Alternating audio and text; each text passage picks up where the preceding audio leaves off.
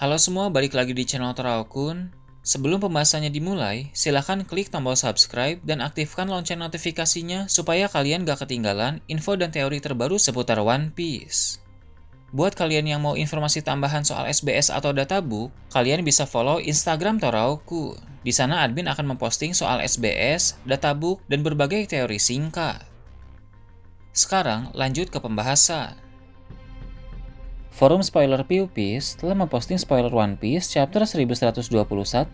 Di sini tertulis chapter ini menampilkan karakter-karakter utama, tapi arc Egghead masih belum selesai. Jadi kita harus menunggu chapter berikutnya atau chapter setelahnya lagi. Ini menegaskan bahwa arc Egghead akan berakhir dalam 2 atau 3 chapter lagi. Dia juga berkata bahwa ini adalah chapter yang bagus dan minggu ini akan menjadi minggu yang menarik. Kedatangan semua Gorosei ke Pulau Egghead dan bagaimana nanti Luffy akan berhasil lolos dari mereka pasti akan menjadi berita panas. Hal tersebut akan dimuat di koran terbaru dan akan menimbulkan beragam reaksi dari banyak orang di seluruh dunia. Reaksi yang paling menarik akan berasal dari Shanks, Kurohige, pihak Rose Guild, dan juga Im Sama. Sebab ketika mereka bereaksi, kita pun akan mendapatkan informasi menarik yang akan memiliki pengaruh besar pada cerita kedepannya nanti. Ketika Shanks membaca berita terbaru soal Luffy, dia akan tersenyum kemudian berkata bahwa perkembangan Luffy sekarang ini telah meningkat dengan semakin pesat. Seperti yang kita tahu, Shanks sudah pernah bilang kepada Ben Beckman bahwa telah tiba waktunya bagi mereka untuk mendapatkan One Piece. Dengan kata lain, bajak laut Akagami akan mulai bergerak dengan serius untuk memburu harta legendaris itu. Keinginan dari Shanks dalam mencari One Piece sama seperti keinginan Luffy, sebab siapa yang menemukan One Piece akan menjadi raja bajak laut. Shanks dan Luffy memang memiliki hubungan yang sangat baik pada masa lalu. Namun pada masa kini, mereka harus bersaing sebagai sesama Yonko. Luffy sendiri pun tidak keberatan jika harus melawan Shanks, karena di Pang Hazard, dia pernah bilang kepada Law bahwa dia ingin mengalahkan semua Yonko, asal Shanks bukan yang pertama. Maka, dalam saga terakhir ini, kita akan melihat seperti apa takdir antara Shanks dan Luffy. Shanks akan bertanya-tanya apakah Luffy sekarang ini telah layak menjadi saingan yang sebanding untuknya. Di sana, para kru juga akan membahas soal kebangkitan kekuatan dari Luffy. Hal ini menarik bagi mereka, sebab dulu bajak laut Akagami yang mencuri buah iblis itu dari kapal pemerintah dunia. Sebagian kru saat itu tidak tahu bahwa buah iblis tersebut ternyata adalah Zoan legendaris Dewa Matahari Nika. Namun saat ini Shanks pasti telah memberitahu mereka semua kebenaran yang ada di balik buah iblis tersebut. Ben Beckman pun akan berkata, seandainya suatu saat nanti benar-benar akan terjadi pertarungan antara Luffy melawan Shanks, maka itu akan menjadi adu kekuatan antara pemilik buah iblis legendaris melawan pemilik haki terkuat. Dengan kata lain, Ben Beckman percaya bahwa Shanks merupakan pemilik haki terkuat di dunia yang ada pada saat ini. Sepertinya Ben Beckman juga akan bercanda kepada Shanks dengan bertanya jika pertarungan tersebut benar-benar terjadi. Dengan mengetahui perkembangan Luffy sekarang, apakah Shanks yakin bisa menang melawan si topi jerami itu? Shanks pun hanya tersenyum karena dia tahu bahwa Luffy akan menjadi lawan yang sangat tangguh.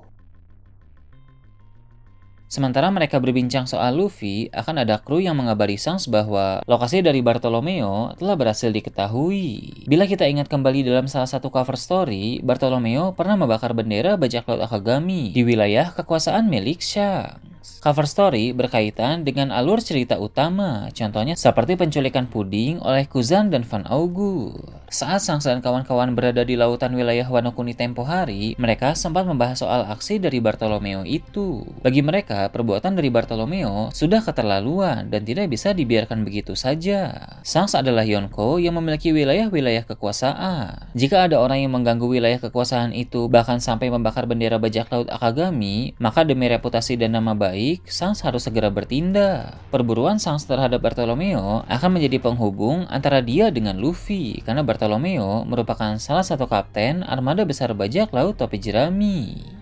Setelah itu akan ditampilkan juga reaksi dari Kurohige atas berita terbaru dari Luffy. Kurohige telah dikonfirmasi sebagai orang yang suka meneliti sejarah, sehingga sedikit banyak dia tahu kekuatan dari Gorosei. Dia pernah mendengar bahwa para Gorosei sebagai kepala pemerintah dunia memiliki kekuatan kuno yang sangat kuat dan misterius. Maka ketika tahu Luffy berhasil lolos dari kelima Gorosei itu di Pulau Egghead, maka Kurohige pun akan sangat memperhitungkan Luffy. Luffy telah mengalahkan Kaido, kemudian kemudian mengalahkan Kizaru dan lalu berhasil lolos dari para Gorosei. Tidak ada alasan bagi Kurohige untuk meremehkan atau menganggap sepele Luffy sekarang ini. Apalagi dengan melihat foto Gear 5 Luffy, Kurohige yang punya banyak pengetahuan pasti telah menyadari bahwa Luffy memiliki kekuatan Dewa Matahari. Kurohige paham Luffy akan menjadi lawan yang sulit untuk dihadapi. Namun, Kurohige juga sudah punya rencana besar. Dia telah memiliki incaran baru untuk kekuatan buah iblis ketiga yang akan dia miliki. Sudah ada begitu banyak teori bahwa Kurohige bisa menampung 3 kekuatan buah iblis di tubuhnya. Teori ini semakin diperkuat dengan pergerakan Kurohige yang mengincar buah iblis Mero Mero no Mi milik buah Hanko. Saat itu, dia berkata, daripada jatuh ke tangan angkatan laut, lebih baik diambil untuk dirinya sendiri, yang mengindikasikan dia memang bisa memiliki kekuatan buah iblis tersebut. Tapi, rencana Kurohige mengambil kekuatan Mero Mero no Mi telah gagal akibat intervensi dari Rayleigh. Kemudian, Kurohige juga menang dalam pertarungan melawan Law. Buah iblis OP-OP no Mi sangat hebat, sehingga Kurohige pasti tertarik untuk mendapatkan buah iblis tersebut. Tapi lagi-lagi, dia gagal karena aksi tak terduga dari Beppo. Meski begitu, Kurohige tidak menyerah untuk mencari buah iblis ketiga yang memiliki kekuatan luar biasa. Sepertinya, dia telah menemukan pilihan yang tepat. Kurohige akan berkata, jika dia berhasil mendapatkan buah iblis itu, maka dia akan memiliki kekuatan dewa kuno seperti Luffy.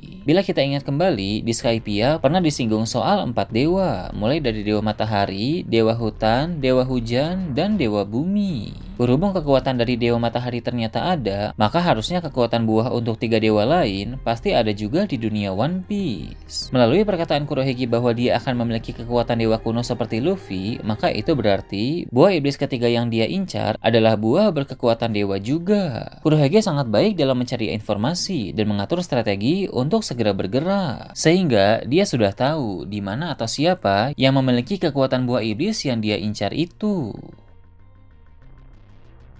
Kemudian, reaksi dari pihak Cross Guild terhadap berita Luffy pun akan diperlihatkan. Tak boleh lupa mereka pun adalah kelompok Yonko, sehingga Cross Guild sangat patut untuk diperhitungkan. Saat membaca berita itu, Crocodile akan memuji pencapaian Luffy, tapi dia juga akan bilang bahwa Cross Guild tidak akan ketinggalan. Hal tersebut menandakan bahwa Crocodile sudah punya rencana besar untuk Cross Guild ke depannya nanti. Ada pula Mihawk yang akan memikirkan Zoro. Berhubung Mihawk dan Zoro sekarang ini sama-sama kru Yonko, di tengah keadaan dunia yang telah semakin panas, maka dalam hati Mihawk akan berkata bahwa entah Zoro siap atau tidak, duel mereka telah semakin dekat.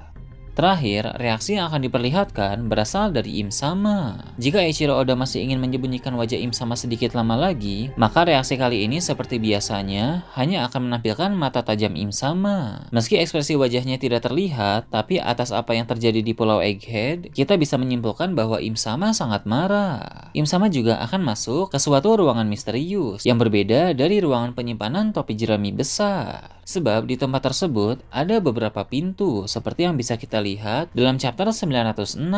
Salah satu ruangan di tempat itu menyimpan sebuah tombak berukuran besar. Tombak besar itu adalah salah satu senjata milik Nika. Jadi, Dewa Matahari Nika memang pernah ada pada masa lalu, bukan hanya sekedar kekuatannya saja yang ada dalam buah iblis. Luffy bukan pengguna senjata, dan mungkin Joy Boy juga begitu. Namun, Dewa Matahari Nika adalah pengguna senjata, karena pernah muncul siluet Nika yang memegang pedang dan tombak. Nah, tombak Nika itulah yang entah bagaimana bisa berada di ruangan misterius Marijoy. Sedangkan untuk pedang Nika tidak ada di sana.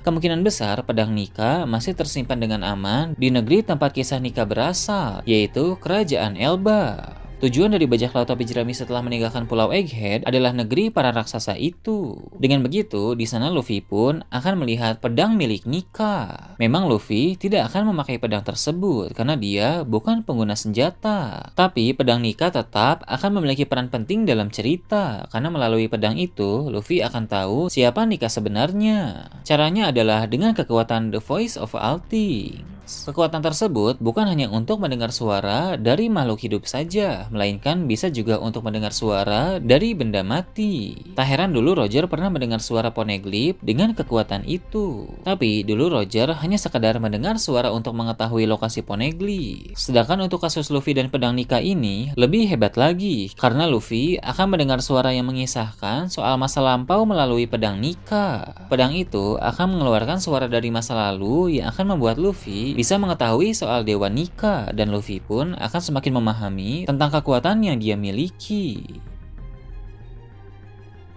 Nah itu tadi berbagai hal menarik pada chapter 1121. Gimana menurut kalian? Silahkan tulis di kolom komentar di bawah. Oke, segitu aja untuk pembahasan kali ini. Jangan lupa like, share, dan subscribe untuk video menarik selanjutnya. Gue Toraokun, Shambles.